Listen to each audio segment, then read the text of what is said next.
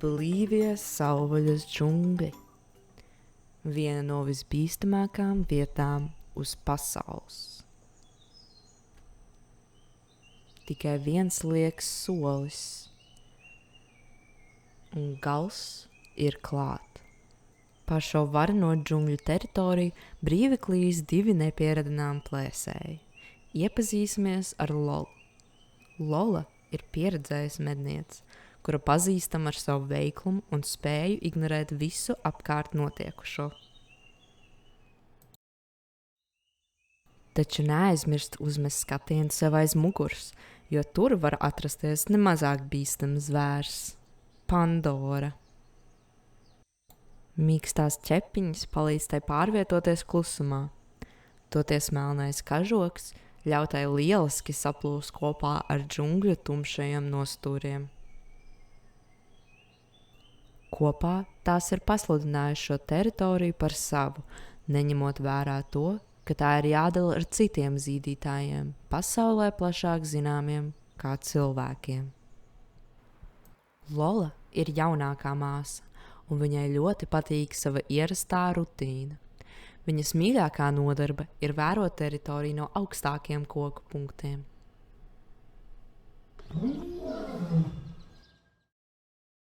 Pandora ir vecākā māsa, un tā bieži vien aizsargā Lolu no citiem džungļu iemītniekiem, piemēram, čūskām vai pelēm. Un tas viņai lieliski padodas. Līdz ar rītausmu plēsēja iznāk no saviem midziņiem. Ir pienācis brokastu laiks. Viņu skrāpēšana spēj caurdurt kāda veida klusumu, tomēr ziemas miegu guļošos cilvēkus pamodināt ir gluži neiespējami. Ēšanas rituāls ir ļoti svēts. Tas ir jāveic precīzi kā ierasts. Pretējā gadījumā džungļu valstībā var veidoties hauss.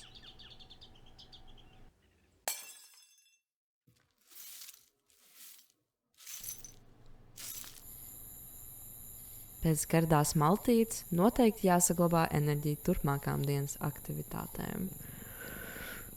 Un jāpasnauž.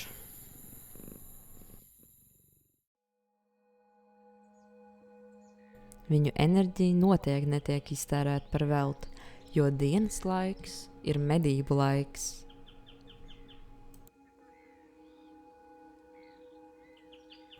Kaut arī Lola un Pandora pieder pie vienas dzīvnieku sugas, viņu medību stili ir pilnīgi pretēji.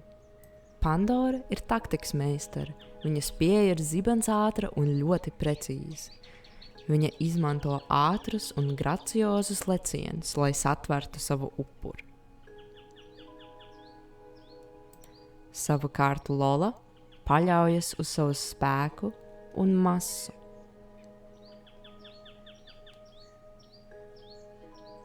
Tā satver laupījumu ar priekšējām ķepām un ar pakaļkājām lec tam virsū, neļaujot tam izkļūt ārā. Lai gan šī metode kādam var šķist neveikla, tā ir ārkārtīgi efektīva.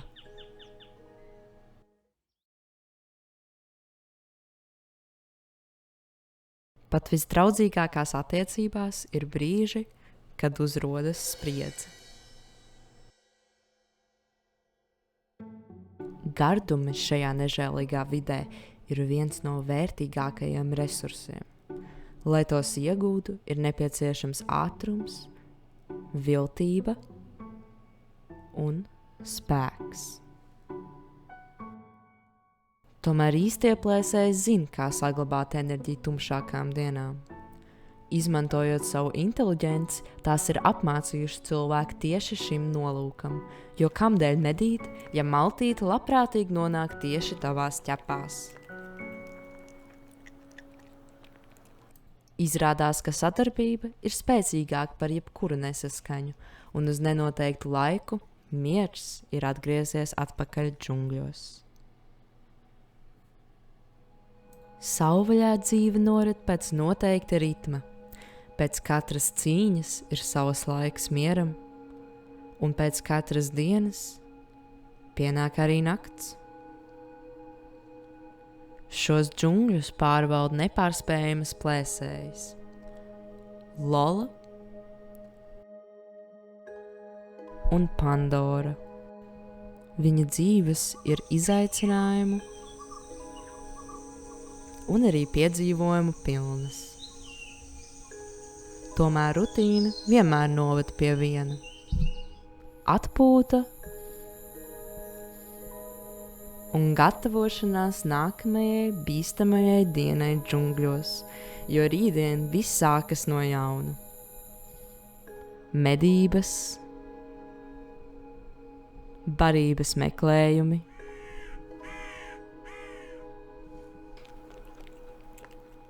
un cīņa par resursiem. Lūk, tāda ir šī savvaļas dzīve. Neparedzama, nežēlīga un pilnīgi neatkārtojama.